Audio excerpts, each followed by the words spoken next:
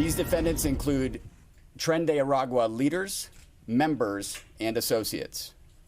The charges include firearms trafficking, drug trafficking, and a barbaric murder for hire plot in which several of the defendants agreed to kill 2 people for $15,000 and return their severed heads as proof of the murders for just an extra $5,000. The charges tell a story of people selling guns and drugs, lots of them. The U.S. Attorney for Colorado announcing the indictment of 30 people allegedly connected to the criminal operations of foreign terror organization Tren de Aragua. This is quite a turn of events, and Alicia Acuna has more on the indictment from Denver. Good morning. Good morning, Dana. This massive undercover operation took place over 10 months and with the cooperation of authorities in Medellin, Colombia. Of the 30 indicted, 4 are still on the loose. Frightening when you consider this. ATF undercover agents met individuals that compared murder to playing games, such as golf. These same individuals described to our undercover agents that not only would they commit murder, but they would bring heads of their victims back for additional compensation. The U.S. Attorney for Colorado identified 3 believed to be TDA leaders, 2 who were tracked down by agents in Colombia. Charges include drug trafficking, attempted murder for hire, and firearms trafficking. Look at this. 69 weapons were confiscated. The ATF says 27 of those guns were involved in 67 separate shootings across the country. Back in October, the Arapahoe County Sheriff's Office noticed a spike in violent crime at an apartment complex and asked the ATF for help.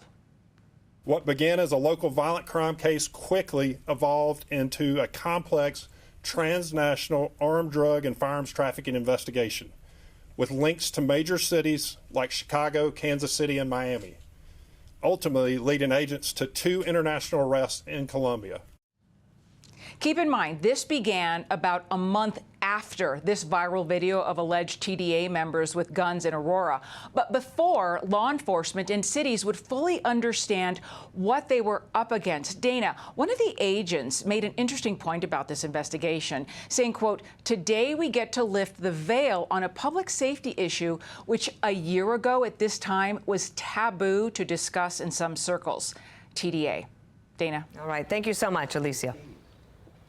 And for more on this, we're going to bring in somebody who was talking about it back then. That is Danielle Jurinsky. She's an Aurora, Colorado City Councilwoman. Councilwoman, thank you for coming on this morning. I remember you were basically the very first person to blow the whistle on what was going on out there, talking about how TDA was an issue in Aurora. You were essentially called a liar by some in the media and by some Democrat politicians. Here's one of them. Let's go down memory lane here. This was last summer. Democratic Congressman out of Colorado, Jason Crow, posting on X, quote, "Those exaggerating and distorting the Aurora gang issue need to stop. Their misrepresentations are not based in reality. I've met and spoken with federal law enforcement and local leaders. The gang issues are being grossly exaggerated and misrepresented." That obviously did not age very well. Do you feel some sort of vindication now? I do, Bill. You know, the vindication continues to come, but it's sad because you had people put politics over people's lives, and Mama, I'm so sorry, Bill. You know, basically what happened here in Colorado, and as you just read, Democrats lied and people died, Bill. I mean, that's exactly what happened. These guns, I talked about how many guns Tren de Aragua had. They were open carrying, patrolling these properties. I spoke about this. I begged every Democrat in the state to come out and help me. The governor of Colorado called the police on me. I was investigated for a video that I had of a woman talking about how this gang held her down at 9 months pregnant and burned her with scalding water because she didn't have enough rent money. I have been feeling vindicated, but I feel very sad, Bill. I met many of these victims. I held many of the women who were being sex trafficked while they cried. I mean, it's terrifying that in order to protect their party, in order to protect their presidential candidate at the time, they allowed this human suffering.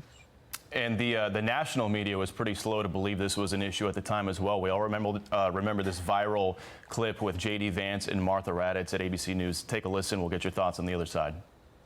What we're hearing, of course, Martha, is that people are terrified by what has happened with some of these Venezuelan gangs. Senator Vance, I'm going to stop you because I know exactly what happened. Martha. I'm going to stop you. The incidents were limited to a handful of apartment complexes. Only, Martha, do you hear yourself? Only a handful of apartment complexes in America were taken over by Venezuelan gangs, and Donald Trump is the problem and not Kamala Harris's open border? Councilwoman, what's it like for you to watch that clip now? I mean, that's how I felt the whole time. I was happy that J.D. Vance said it that night. You know, I was talking very specifically about 3 apartment complexes in Aurora.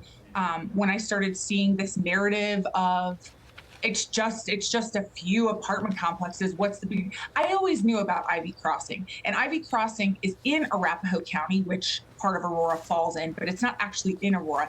So I never even talked about Ivy Crossing because of how torturous the media was being towards me. But this was more than a handful of apartment complexes. This was more than just a few people. This was never isolated. This was never an isolated incident. I knew they were here. I came face to face with several of these men.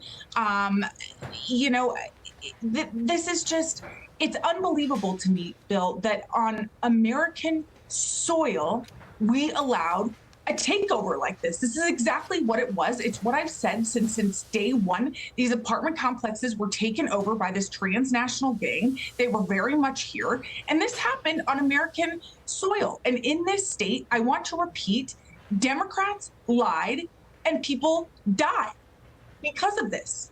Yep, and according to the U.S. attorney out there, the men we were looking at in that video right there, they were not asylum seekers. They are, in fact, cold-blooded killers who are being hired to conduct hits.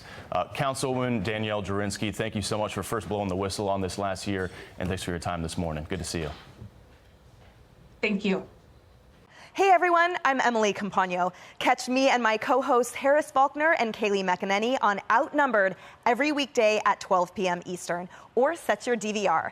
Also, don't forget to subscribe to the Fox News YouTube page for daily highlights.